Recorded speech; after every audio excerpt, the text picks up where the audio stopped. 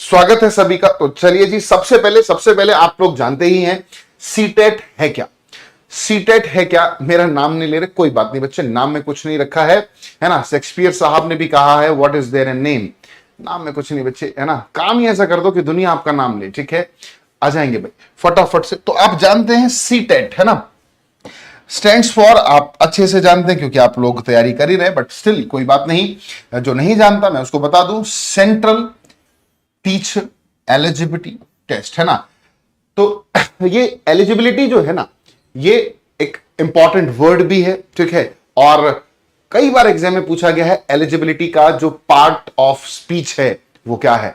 क्या कोई मुझे बता सकता है इस एलिजिबिलिटी, अगर हम अलग से आपसे पूछें कि एलिजिबिलिटी जो वर्ड है उस शब्द का पार्ट्स ऑफ स्पीच है क्या, जल्दी से मुझे बताएंगे, मैं जानना चाहता हूं, ठीक है। फिर हम इसी तरह की बातचीतें, है ना, इस पूरे के पूरे बैच के दरमियान हम लोग लेकर चलेंगे। छोटी से छोटी चीजों को टारगेट करेंगे जहां पर आप लोगों को प्रॉब्लम होती है, स्टूडेंट्स फंसते हैं, है ना। तो फटाफट से बताएंगे जी ये क्या है।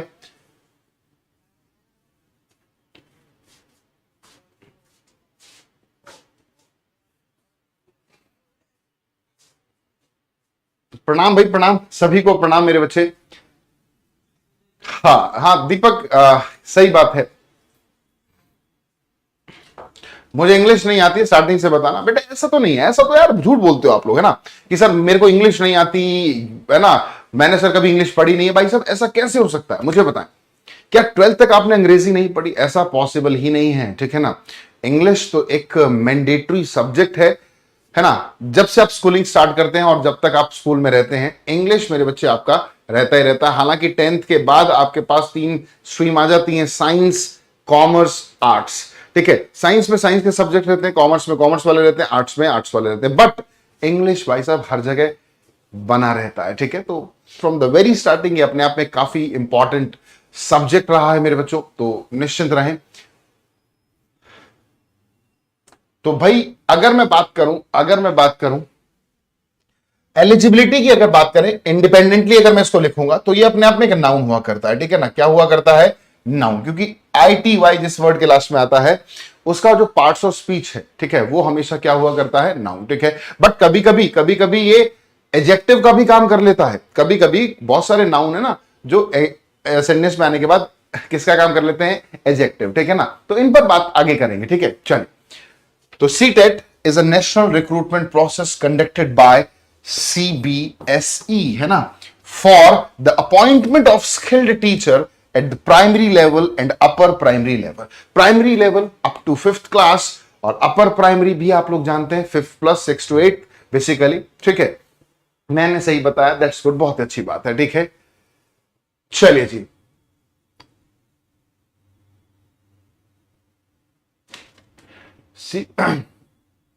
जी हां, एप्लीकेशन पर क्लास चलेंगी, निश्चिंत रहें आप लोग, निश्चिंत रहें। चलिए भाई स्टार्ट करते हैं जी, आ जाओ भाई। अब आपस की जो बातचीत है बच्चे, कृपया करके उसको थोड़ा सा थाम लें आप लोग, है ना, क्योंकि पढ़ाई के दौरान किसी भी तरह का डिस्ट्रैक्शन, है ना, जो अब डिस्ट्रैक्शन आपका होता है ना, इधर उधर दिमाग लग रहा है, वो डिस्ट्रैक्शन का काम करता है बच्चे, है ना। चलिए जी, बिल्कुल बेसिक से ही पढ़ेंगे बच्चे, निश्चिंत रहना, है ना। प्राइमरी लेवल और अपर प्राइमरी लेवल, ठीक है ना, इनके लिए यूज किया जाता है। अब बात करते हैं जो आपका इंग्लिश का जो एग्जाम होगा ना, सीटेट में जो इंग्लिश आएगी आप लोगों की, उसको बेसिकली 2 पार्ट्स में डिवाइड कर दिया गया है। वो 2 पार्ट्स कौन कौन से आप जरूर जानते होंगे, नहीं जानते तो भाई साहब मैं बता ही रहा हूं, क्योंकि मैंने कहा हम लोग हर चीज को बेसिक से लेकर चलने वाले हैं। रीजन, क्योंकि हो सकता है कुछ बच्चों को ये बातें पता हो सकता है कुछ बच्चों को ये बातें ना पता हो, तो हम तो हर बच्चे का ध्यान रखेंगे बच्चे। एक टीचर की जिम्मेदारी शायद यही होती है कि अपने सभी बच्चों का वो अच्छे से ध्यान रखे, ठीक है। तो निश्चिंत रहेंगे, हर चीज को हम लोग डिस्कस करेंगे, कोई डाउट रहेगा तो भी उसको देखेंगे। तो देखिए 2 पार्ट्स में डिवाइड करा, टोटल 30 क्वेश्चंस आते हैं आप लोगों के कॉम्प्रिहेंशन वाले पार्ट से, है ना। बेसिकली कॉम्प्रिहेंशन प्लस ग्रामर हम लोग इसको बोलेंगे, कॉम्प्रिहेंशन प्लस ग्रामर। इससे जो क्वेश्चंस आपके आएंगे वो कितने क्वेश्चंस आएंगे भाई? 15 क्वेश्चंस, ठीक है। और 15 क्वेश्चन जो रहेंगे वो क्या रहेंगे? वो पेडागोजी के रहेंगे। 15 + 15 दैट इज 30 क्वेश्चंस तो बेसिकली आपके जो एग्जाम की बात करें तो 50 पेडागोजी आएगा और 50 मार्क्स का आपका कॉम्प्रिहेंशन प्लस में ग्रामर वाला पार्ट बिल्कुल रहेगा, ठीक है। तो in the comprehension part, a total of 15 questions asked. You need to prepare yourself well for reading comprehension. Grammar भी आपको करना है. While in pedagogy there was a total of 15 questions asked. ठीक है, इतने क्वेश्चंस पूछे जाते हैं, ठीक है, पूछे गए भी हैं पिछली बार। अब देखिए, दो पार्ट्स में आपको डिवाइड कर दिया गया, ठीक है, दो पार्ट्स में आपको डिवाइड कर दिया गया एग्जाम को। एक तो पेपर 1 है ना, और एक पेपर 2। अब बहुत से बच्चों का ये क्वेश्चन आता है कि सर क्या फर्स्ट और सेकंड में कोई डिफरेंस है? तो भाई साहब बिल्कुल डिफरेंस है। फिर एक क्वेश्चन आता है क्या सर कुछ सिमिलर है? जी हां, सिमिलर भी है मेरे बच्चों। पेपर 1 और पेपर 2 के लिए जो पेडागोजी पार्ट है वो क्या है? सिमिलर है, सेम है, ठीक है। वो दोनों ही एग्जाम्स के लिए, दोनों ही पेपर्स के लिए आपका क्या रहेगा? सेम रहने वाला है, ठीक है। बट डिफरेंस आता है तो किस में आता है? फर्स्ट पार्ट, कॉम्प्रिहेंशन वाले पार्ट में। पेपर 1 की अगर मैं बात करूं, है ना, तो इसमें एक पैसेज आता है और एक कॉम्प्रिहेंशन, आपका पोयम वगैरह ये सब चीजें पूछ ली जाती है, ठीक है। सेकंड वाले पेपर की बात करें तो इसमें सिर्फ और सिर्फ 2 पैसेजेस आते हैं, इसमें पोयम वगैरह नहीं पूछी जाती, ठीक है। पोयम से रिलेटेड, है ना, लिटरेचर वगैरह का पार्ट नहीं पूछा जाता। बट पेपर 1 की अगर मैं बात करूं तो यहां पर पूछा जाता है। ये एक छोटा सा डिफरेंस है, ठीक है। इसमें 15 मार्क्स की बात करें तो 9 मार्क्स का एक पैसेज और दूसरा इस तरह से, इसमें से एक 8 और एक 7, टोटल 15 क्वेश्चन है ना। तो reading unseen passages either prose और drama and one the poem with questions, ठीक है। एक अनसीन पैसेज होगा जिसमें प्रोज होगा, ड्रामा होगा, ठीक है। वो किसी से भी रिलेटेड हो सकता है, लिटरेरी, है ना, लिटरेचर से हो सकता है, साइंटिफिक हो सकता है, नैरेटिव हो सकता है, या डिस्कर्सिव पैसेजेस में से कुछ हो सकता है ना। दूसरा आपका पोएम आएगा, है ना, question on comprehension, interference, grammar, उसमें ग्रामर भी पूछी जाती है, एंड वर्बल एबिलिटी। तो ये सारी की सारी चीजें पूछी जाएंगी। इन्हीं चीजों पर हम लोग टारगेट करेंगे बच्चे। और सीटेट जो पेपर 2 है हमारा, 2 अनसीन प्रोज पैसेजेस आएंगे, डिस्कर्सिव और लिटरेरी और नैरेटिव और साइंटिफिक, कुछ भी हो सकता है, किसी पर भी बेस्ड वो आपका पैसेज हो सकता है, ठीक है, with the question of comprehension, grammar and verbal ability. तो कुल मिलाकर डिफरेंस यही होने वाला है कि यहां पर पेपर 1 में एक पैसेज और एक पोएम, ठीक है। और पेपर 2 की अगर मैं बात करूं तो उसमें 2 पैसेजेस आएंगे। साथ साथ पेडागोजी वाला जो पार्ट है 15 मार्क्स का, वो दोनों में मेरे बच्चों क्या रहने वाला है? सेम रहने वाला है। यहां तक किसी को कोई डाउट है तो जल्दी से मुझे बताएंगे, फिर हम लोग आगे बढ़ेंगे। मुझे बताएं, यहां तक किसी को कोई डाउट फटाफट से बता देंगे।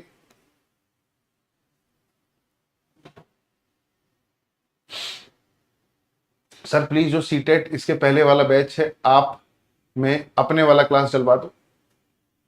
मतलब समझा ही नहीं बच्चे, बात ही आपकी क्या कहना चाह रहे हो। कभी कभी मैराथन ले लेना। देखिए बच्चे, पर्सनली अगर मैं अपनी बात करूं तो मैं एक ही सब्जेक्ट की मैराथन के फेवर में कभी से नहीं रहा हूं। हाँ, एक कंबाइंड मैराथन जरूर ले आएंगे जिसमें 1-1.5 घंटा इंग्लिश पढ़ लेंगे आप, फिर उसके बाद आप, है ना, मैथमेटिक्स पढ़ लेंगे, फिर साइंस पढ़ लेंगे, फिर पेडागोजी। इस तरह से कनेक्टिव करके तो हम लोग ले सकते हैं। मुझे लगता है कि अगर एक ही सब्जेक्ट की 7-8-10 घंटे क्लास होती है तो वो मोनोटोनस हो जाती है, बोरिंग सी हो जाती है, बहुत हेक्टिक लगती है, ऐसा मेरा मानना है। हो सकता है मैं गलत हूं, ठीक है, बट ये मेरा मानना है कि एक ही सब्जेक्ट का मैराथन मुश्किल हो जाता है।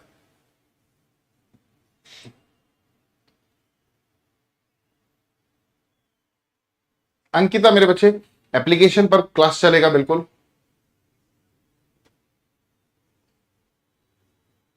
हाँ बेटे तस्नीम,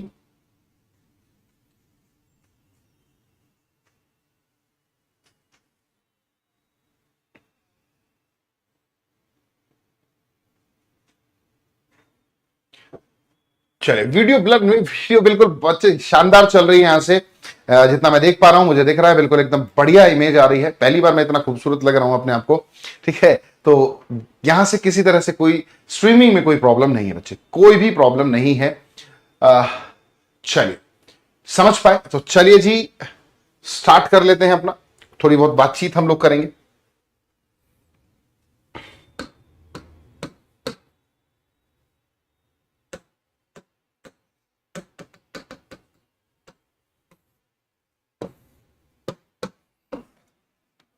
अगर मैं बात करूं इस इंग्लिश शब्द की, ठीक है ना,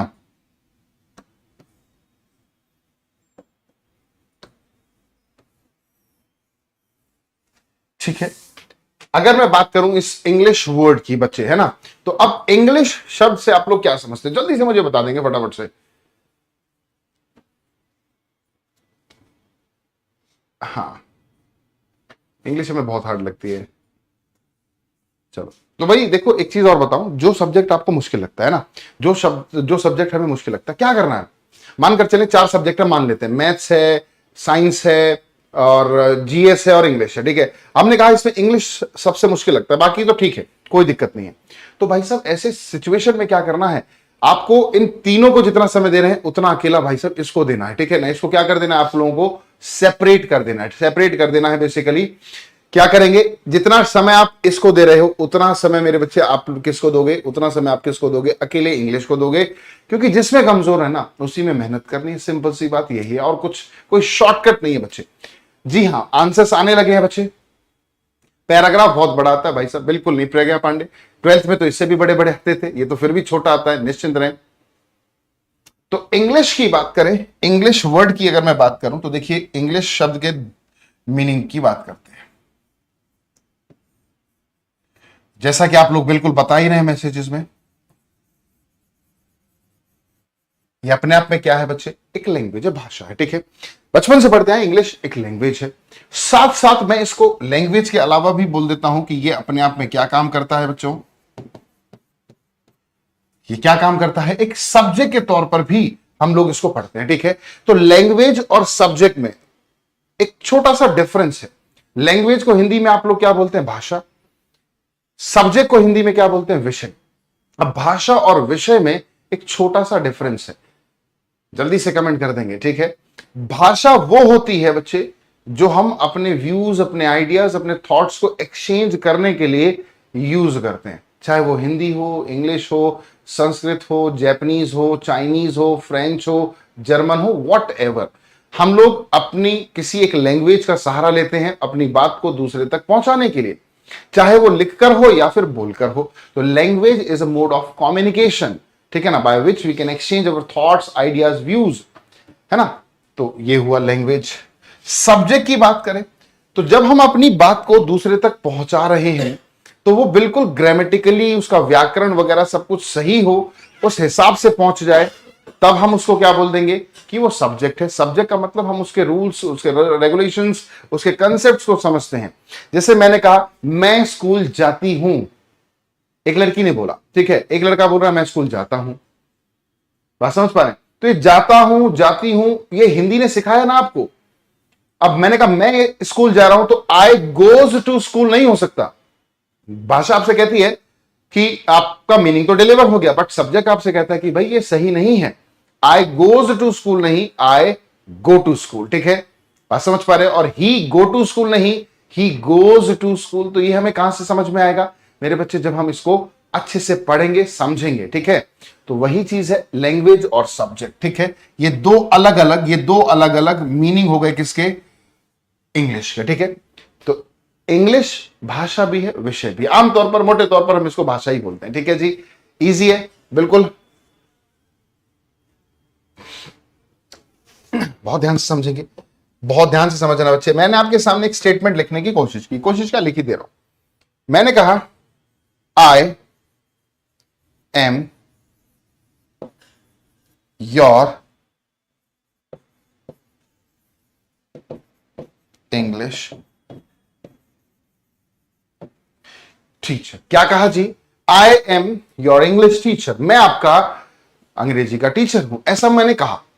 अब ये जो स्टेटमेंट मैंने लिखा है ना, आई एम योर इंग्लिश टीचर, मेरे बच्चों ये लिखा गया स्टेटमेंट सही भी है और ये लिखा हुआ स्टेटमेंट मेरे बच्चों गलत भी है।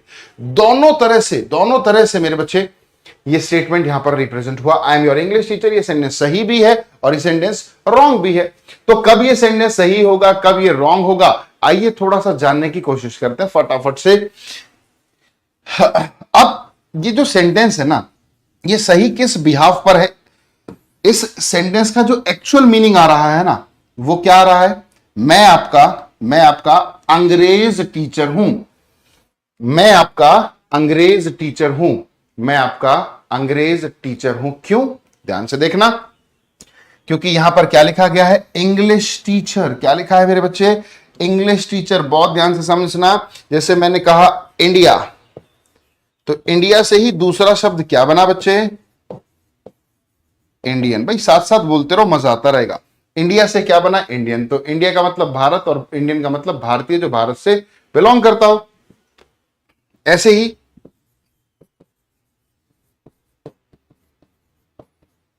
अमेरिका, अमेरिका से क्या बना, अरे भूल नहीं रहे हो, अमेरिका से क्या बना, अमेरिकन। साथ साथ बोलते रहो, मजा आएगा, ठीक है। अमेरिका से क्या बन गया मेरे बच्चे, अमेरिकन, ठीक है। इसी तरह से चाइना से क्या बन गया, चाइनीज, है ना। अफगानिस्तान से क्या बना, अफगानिस्तानी।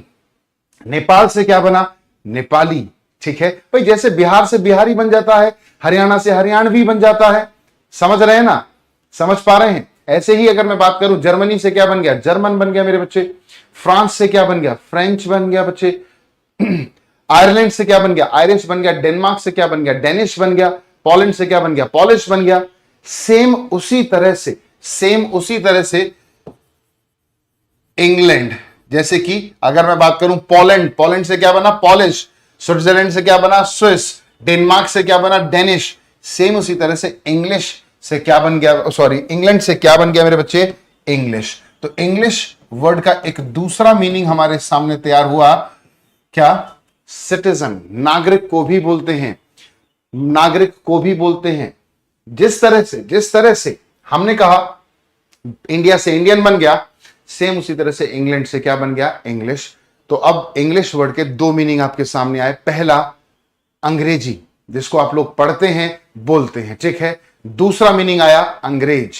तो इंग्लिश वर्ड के दो मीनिंग आज से हमारे सामने आए। पहला अंग्रेज और दूसरा अंग्रेजी। क्लियर है जी।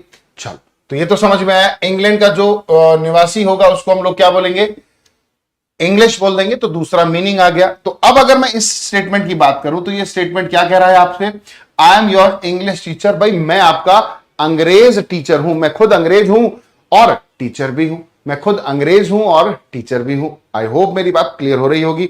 चलिए, ठीक है ना। तो इसका जो मीनिंग आया वो क्या आया, मैं आपका अंग्रेज टीचर हूं, ठीक है। जबकि भाई साहब ये स्टेटमेंट मैंने अपने लिए लिखा था, क्या ये स्टेटमेंट मेरे लिए सही है? आप कहोगे बिल्कुल नहीं सर, क्योंकि मैं तो अंग्रेज नहीं हूं, है ना, मैं तो भारतीय हूं, ठीक है, सच्चा भारतीय। तो अब हमें जो मीनिंग चाहिए था, मेरे लिए जो स्टेटमेंट होना चाहिए था, क्या होगा, मैं आपका अंग्रेजी का टीचर हूं, भाषा का टीचर हूं, है ना भाई, ऐसा ही कुछ है। अंग्रेजी का टीचर कैसे लिखेंगे, अंग्रेजी का टीचर कैसे लिखेंगे, एडॉल्फ हिटलर। बेटे क्या लिख रहे हो, ये पढ़ाई पर ध्यान दो मेरे बच्चे, नहीं तो एक सेकंड लगेगा, आपको यहां से ब्लॉक किया जाएगा। आप अननेसेसरी बच्चों को दुखी कर रहे हो यहां पर, है ना। वही बच्चा कह रहा है क्या आप मेरा हमसफर बनोगे, किसी से कह रहा है। बेटे ऐसा ना करो भाई, पढ़ने के लिए आओ, ऐसा ना करो प्लीज बच्चे, रिक्वेस्ट है। ऐसा ना करो भाई, मान जाओ मान जाओ। ब्रिटेन से ब्रिटिश बन गया, बिल्कुल। ब्रिटेन से बच्चे ब्रिटिश बन गया, बिल्कुल सही है। हाँ प्रिया वर्मा, बिल्कुल ब्लॉक कर दिया जाएगा उसको, बच्चे को, है ना। निश्चिंत रहे आप लोग, ठीक है, पढ़ाई पर ध्यान दो मेरे बच्चों की।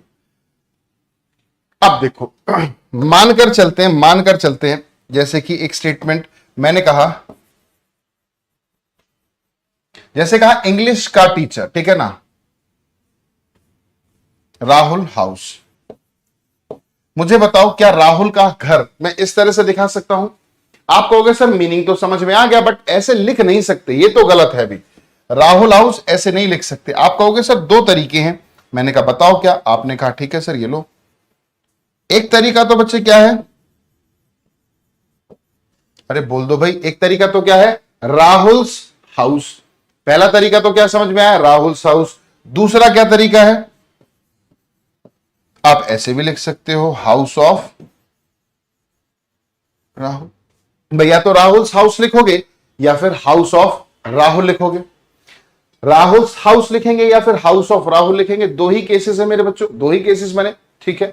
जैसा मीनिंग यहां पर चाहिए था राहुल का घर, वैसा ही कुछ यहां पर चाहिए इंग्लिश का टीचर। तो इंग्लिश के टीचर को लिखने के भाई साहब दो तरीके हो गए। वो दो तरीके कौन से हो गए, एक बार देख लेते हैं। या तो मैं ऐसा लिखूं, इंग्लिश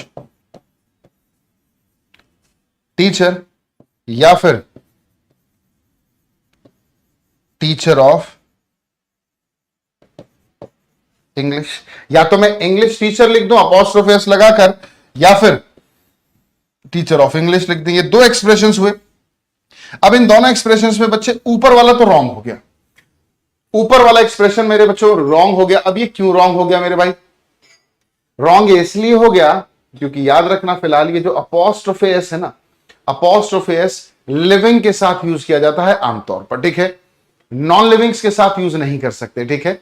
तो नॉन लिविंग के साथ हम लोग हटा देंगे। ये गलत हो गया भाई, इंग्लिश टीचर गलत है। तो आपके पास एक ही तरीका बचा, that is teacher of English.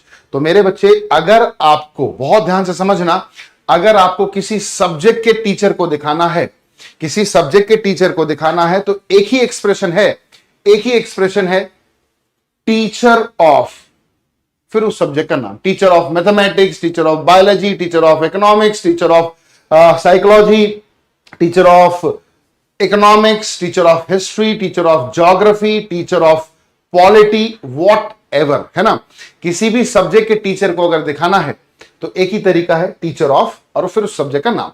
तो अगर ये स्टेटमेंट मेरे लिए लिखा जाता कि भाई मैं आपका अंग्रेजी का टीचर हूं, तो I am your English teacher नहीं, I am your teacher of English, I am your teacher of English. तो आई होप इंग्लिश टीचर और टीचर ऑफ इंग्लिश, इन दोनों के बीच का डाउट आपका क्लियर हुआ होगा। एक बार कमेंट में यस लिख दो, और अगर नहीं समझ में आया तो निश्चित तौर पर नो लिख दो आप, ठीक है। चलिए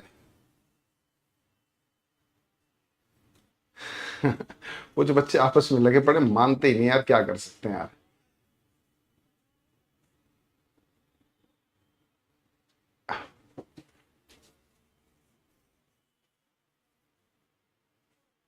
जी हाँ, ये पहली क्लास है मेरे बच्चों, ये पहली क्लास है। अब एक दो बच्चे को देख रहा हूं मैं, एक दो बच्चों को yes we can still say I am your teacher English. हाँ, कहने को तो कह सकते हो। देखो, बोलचाल वाली भाषा में तो आप बोल सकते हो, क्योंकि बोलचाल वाली भाषा का कोई बहुत ज्यादा करेक्ट होना नहीं, आपको समझ में आ जाए मीनिंग, बस, है ना।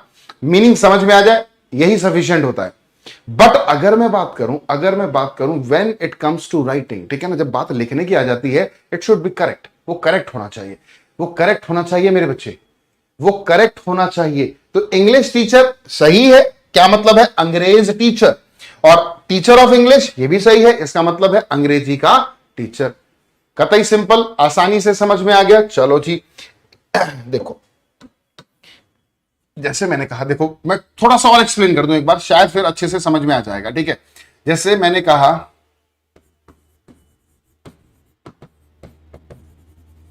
Pakistani singer,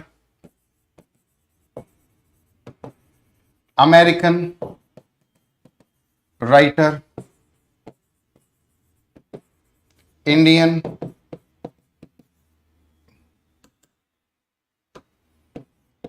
actor,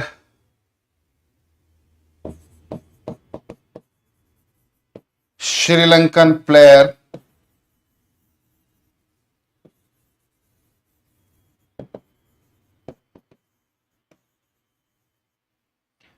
English teacher, French poet. I hope in expressions को देखकर आपको अच्छे से चीज समझ में आ जाएगी। पाकिस्तानी सिंगर, इसका मतलब वो व्यक्ति सिंगर है, बिलोंग कहां से करता है? पाकिस्तान से, ठीक है। पाकिस्तानी सिंगर का मतलब क्या हो गया? अरे बोल नहीं रहे हो। पाकिस्तानी सिंगर का मतलब वो व्यक्ति सिंगर है, बट बिलोंग कहां से करता है? पाकिस्तान से। तो उसको क्या बोला जाएगा? पाकिस्तानी सिंगर। जैसे मैंने कहा नुसरत फतेह अली खान साहब, आतिफ असलम, राहत फतेह अली खान, ये सब कहां के सिंगर हैं? आप कहोगे they are Pakistani singers. Easy.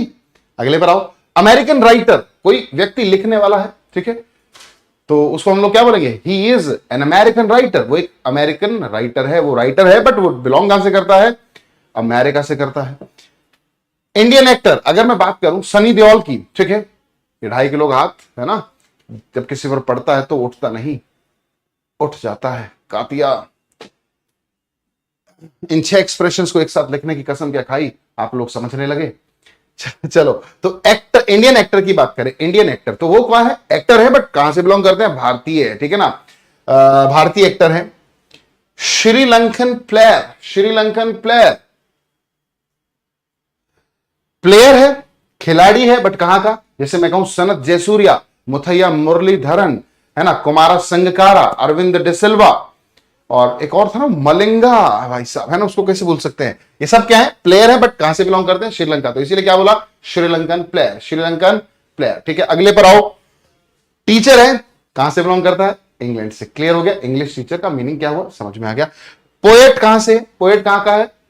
Poet तो है, बट वो फ्रांस से बिलोंग करता है, इसीलिए उसको क्या बोला? He is a French poet. आपने सुना होगा, कभी लिटरेचर पढ़ी होगी, he was a German play right, he was a German novelist. Novelist है, बट जर्मनी से बिलोंग करता है, इसीलिए जर्मन बोल दिया। She was a polish girl, ये नहीं कि वो पॉलिश करती है, ठीक है, वो पोलैंड से बिलोंग करती है। ठीक है, आई होप मेरी बातें अच्छे से समझ में आई होगी, है ना। मैंने कहा कश्मीरी पंडित, आप लोगों ने मूवी देखी होगी कश्मीर फाइल्स, तो कहां कौन भागा था वहां से? किनको भगाया गया था? पंडितों को, बट वो कहां से बिलोंग करते थे? कश्मीर से, तो इसीलिए कश्मीरी पंडित। आई होप, मुझे लगता है अब आप समझ में आ गया होगा। नीतू जी दिक्कत बताएं, कोई दिक्कत है? मुझे जल्दी से बताएंगे कोई दिक्कत है, और अगर दिक्कत है तो बच्चे मैं आपको ब्लॉक करा देता हूं। बाकी आप लोग, बाकी लोग बताएंगे। जी हाँ, कमेंट्स आ रहा है बच्चे।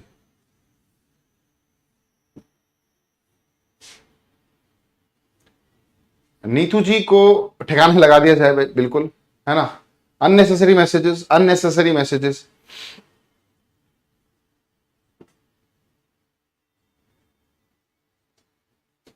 चलिए भाई, आगे तो दैट्स गुड, बहुत ही बढ़िया, है ना।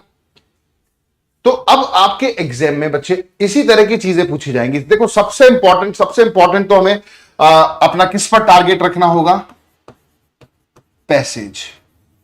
अब पैसेज के लिए हमें क्या करना है? इस पैसेज के लिए मेरे बच्चे एक चीज आप गांठ मार लें, आपको ये करनी ही करनी पड़ेगी, रीडिंग।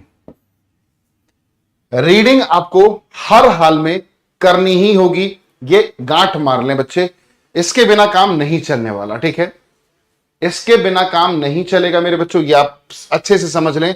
पैसेजेस जो करोगे ना, comprehension is nothing, comprehension is nothing but art of reading.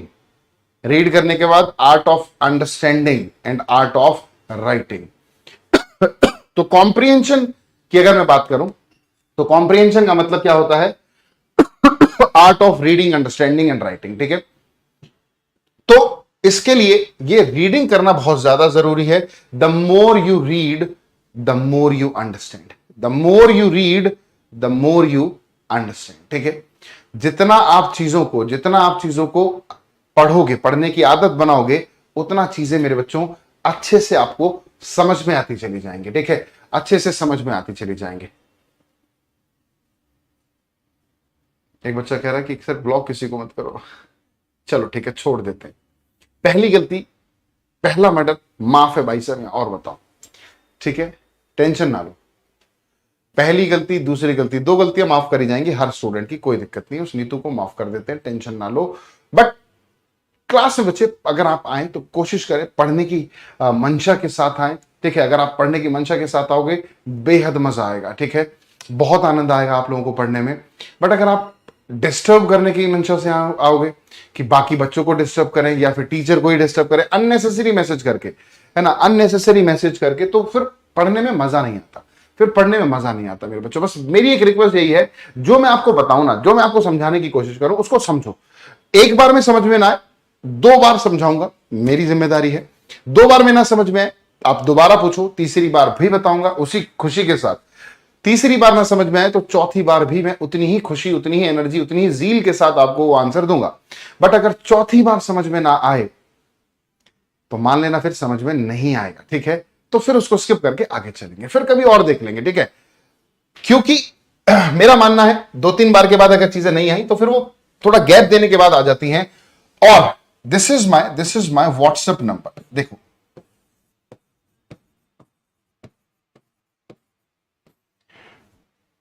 ये मेरा व्हाट्सएप नंबर है। मैं ये व्हाट्सएप नंबर सिर्फ इसलिए देता हूं कि भाई क्लास के बाद बाय द वे कोई डाउट आप लोगों के मन में रह जाए, बाय द वे आपके मन में कोई डाउट रह जाता है इस तरह का, तो आप लोग हमारे साथ डिस्कस कर पाए, और मैं पूरी ईमानदार कोशिश करता हूं कि आपके डाउट्स का रिप्लाई दे पाऊं। हाँ, कभी कभी नहीं दे पाता, बच्चे गालियां भी दे देते हैं, गुस्सा भी हो जाता है कि सर आपने नंबर ही क्यों दिया था जब आप रिप्लाई नहीं करते। क्योंकि जब मैं उठता हूं तो मेरे पास रोज कम से कम, जब सुबह मॉर्निंग मैं अपना नेट ऑन करता हूं तो 200 से 250 मैसेजेस आते हैं, तो मेरे लिए थोड़ा मुश्किल हो जाता है, ठीक है, बट फिर भी मैं रिप्लाई करता हूं। और रिक्वेस्ट यही करूंगा, कोई इस पे कॉल ना करे, क्योंकि कॉल करते ही आप ऑटोमेटिकली ब्लॉक हो जाएंगे। दूसरी चीज, आपका अगर रिप्लाई नहीं मिल रहा तो मुझे 1-2 घंटे का समय दें, फिर दोबारा रिमाइंड करा दें। हो सकता है मैं भूल जाऊं, ना देख पाऊं, है ना, नहीं दे पा रहा तो बच्चे रिमाइंड कराएंगे, ठीक है, बट ऐसा ना समझे कि मैं रिप्लाई नहीं करूंगा, बिल्कुल करूंगा मेरे बच्चों। चलिए, और कोई मन में डाउट?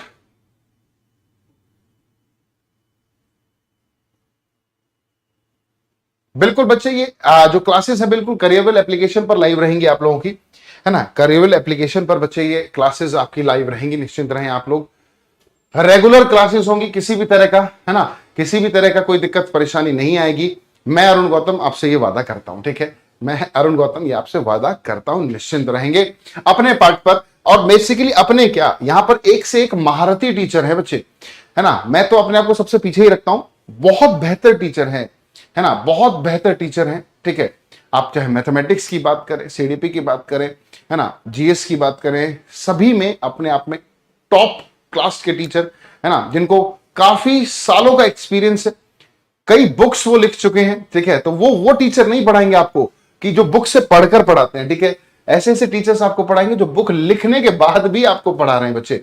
तो उसके लिए, क्वालिटी के लिए बिल्कुल निश्चिंत रहें, ठीक है ना, क्वालिटी के लिए बिल्कुल कॉम्प्रोमाइज नहीं करते हम लोग, है ना, और एक से एक बेस्ट टीचर्स हैं बच्चे, मैं आप लोगों को ये यकीन दिला सकता हूं, तो इसमें आप लोग टेंशन ना लें, ठीक है। कमेंट्स भाई सभी के आ रहे हैं, निश्चिंत रहें। तो पैसेज के लिए रीडिंग करना आज से स्टार्ट कर दो। अब कोई बच्चा कहता है सर क्या रीड करें और कितना करें, सर क्या पूरे दिन रीड करते रहें, तो भाई साहब मिनिमम 30 मिनट की रीडिंग करो।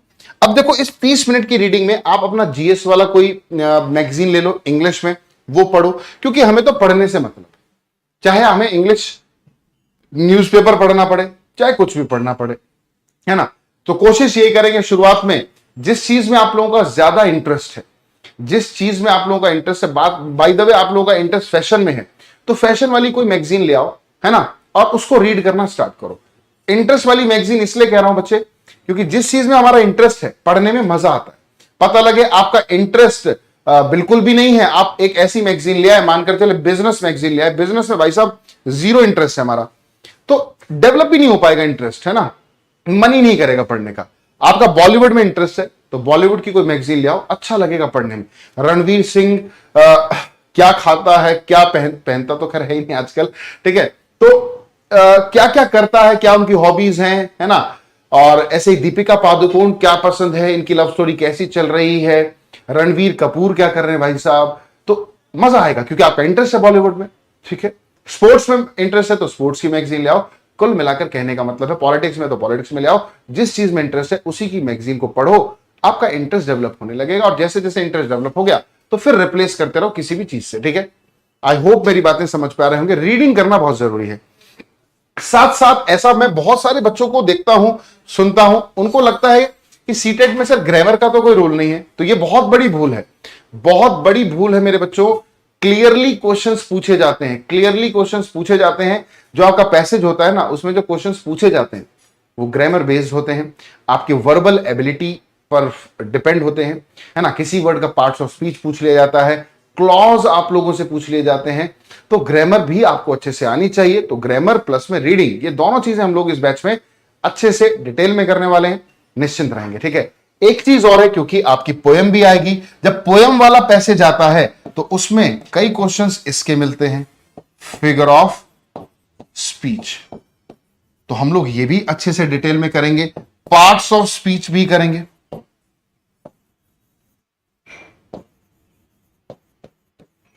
Parts of speech, figure of speech, ये ग्रामर हो गया, ये आपका लिटरेचर पोएटिक डिवाइसेस हो गए, इन सभी को हम लोग अच्छे से करने वाले हैं, ठीक है, इन सभी को अच्छे से करने वाले। तो बिल्कुल निश्चिंत रहेंगे बच्चे, बहुत पॉजिटिव मोड के साथ हम लोग इस बैच को लेकर चलेंगे और ये भारत का सबसे बड़ा बैच रहता है हमारा। काफी सारे स्टूडेंट्स पढ़ते हैं, सिलेक्शन लेते हैं, सबसे इंपॉर्टेंट बात है सिलेक्शन परसेंटेज बहुत ज्यादा है। तो क्यों होगा भी क्यों नहीं, क्योंकि भाई टीचर्स आपको इतने खतरनाक मिल रहे हैं। हाँ, क्लास रूटीन क्या है, ये सारा का सारा आपको आपका शेड्यूल आपको मिल जाएगा एप्लीकेशन पर, करियर वेल एप्लीकेशन पर। जब आप बैच इसको परचेज कर लेंगे तो आपको आपका शेड्यूल दिख जाएगा कि कब कौन सी क्लास होने वाली है। तो इसके लिए भी निश्चिंत रहें, बहुत ही आसान यूजर फ्रेंडली एप्लीकेशन है, आसानी से आप उसको ऑपरेट कर सकते हैं। आई होप आई हैव नहीं बच्चे, यूट्यूब पर रेगुलर नहीं चलेगी बच्चे। एक तो ये एडॉल्फ हिटलर एक बच्चा है, इसको ब्लॉक करो, ठीक है। ये अननेसेसरी कमेंट्स कर रहा है गर्ल्स को टारगेट करके। बच्चे ये तरीका सही नहीं बेटे। आपके घर में भी आपकी माता होंगी, बहन होंगी, क्या उनके साथ अगर कोई करेगा तो क्या ये बर्दाश्त होगा? आप किसी लड़की को कह रहे थे कि मुझे अकेले में मैसेज करो, क्या आपकी बहन को कोई ऐसा मैसेज करेगा? क्या ये एक्सेप्टेबल है? मेरे बच्चे ऐसा ना करा करो, ठीक है। प्लीज रिक्वेस्ट है, गर्ल्स की रिस्पेक्ट हमेशा रखें, ठीक है। जब दूसरों की बहनों के बारे में बात होती है तो हम लोग भूल जाते हैं, ये गलत है बच्चे, ये गलत है, ऐसा ना करें मेरे बच्चों। गर्ल्स की रिस्पेक्ट हमेशा करें, रिस्पेक्ट है ना हमेशा होनी चाहिए, किसी भी जगह पर हो, कहीं पर भी हो, आप वो रिस्पेक्ट ना भूलें बच्चे। अननेसेसरी किसी को दुखी करके फायदा नहीं है, तो ऐसा ना करें भाई।